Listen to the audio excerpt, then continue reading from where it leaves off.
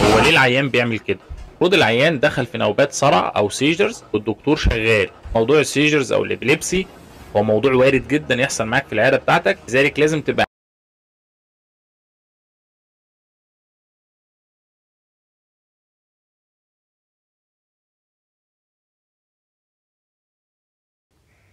अब तपाईको अगाडि त्यस्तो कन्डिसन आयो भने तपाई भाग्ने हैन, तपाई डटेर सामना गर्नुपर्छ।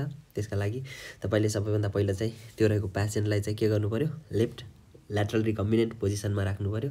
अनि पेशेन्टलाई लेफ्ट ल्याटरल रिकम्बिनेन्ट पोजिसनमा राखिसकेपछि त्यो पेशेन्टहरुमा मुखमा यदि कुनै चीजहरु राख्नु भएको छ भने त्यो मुखमा राखेको चीजहरुलाई चाहिँ जति सक्यो चाँडो निकाल्दिने जस्तो गर्नु पर्यो। अनि त्यो ल्याटरल रिकम्बिनेन्ट पोजिसनमा राखिसकेपछि पेशेन्टलाई चाहिँ 5 मिनेटसम्म चाहिँ यतिकै वेट गरेर हेर्ने। यदि 5 मिनेटसम्म पनि तपाईको त्यो सिजरहरु कन्ट्रोल भएन भने त्यो कन्डिसन स्ट्याटस इपिलेप्टिकस कन्डिसन हो। अब जसको लागि चाहिँ ड्रग्सहरु चाहिँ दिनुपर्ने कन्डिसनहरु देखिन्छ। सबभन्दा फर्स्टमा तपाईले दिनुपर्ने ड्रग्सहरु भनेको चाहिँ बेन्जोडाइजिपाम क्याटेगोरीको ड्रग्सहरु हो।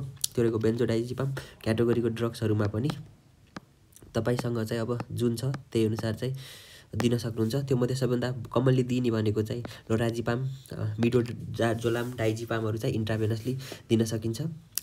त्यसपछि यदि त्यो दिँदाखेरि पनि त्यो पेशेन्टहरुमा चाहिँ कन्ट्रोल आएन भने हामीले चाहिँ अरु ग्रुप अफ द ड्रग्सहरु जस्तै इपिलेप्टिक ड्रग्सहरु, सोडियम भ्याल्प्रोएटहरु, फस्फेनिटोइनहरु दिन्छ। अनि यदि यो दिँदाखेरि पनि त्यो पार्टिकुलर व्यक्तिमा चाहिँ कन्ट्रोल भएन भने हामीले चाहिँ अब बार्बिट्युरेट्स क्याटेगोरीको ड्रग्सहरु दिनुपर्छ, जसमा चाहिँ फेनिटोइन, फेनोबार्बिटोन ड्रग्सहरु दिनुपर्छ। अनि यति दिँदाखेरि पनि त्यो व्यक्तिहरुमा चाहिँ इपिलेप्टिकस कन्डिसन अथवा सिजर कन्डिसनहरुमा चाहिँ कन्ट्रोल आएन भने त्यो पार्टिकुलर व्यक्तिहरुलाई चाहिँ हामीले अब आइसियुमा राख्नुपर्छ। आइसियुमा राखिसकेपछि त्यो पार्टिकुलर व्यक्तिलाई चाहिँ जेनरल एनेस्थेसियाहरु दिने। जेनरल एनेस्थेसियामा चाहिँ प्रोपोफोल, थायोपेन्टिनहरु चाहिँ दिन सक्छौं। Thank you.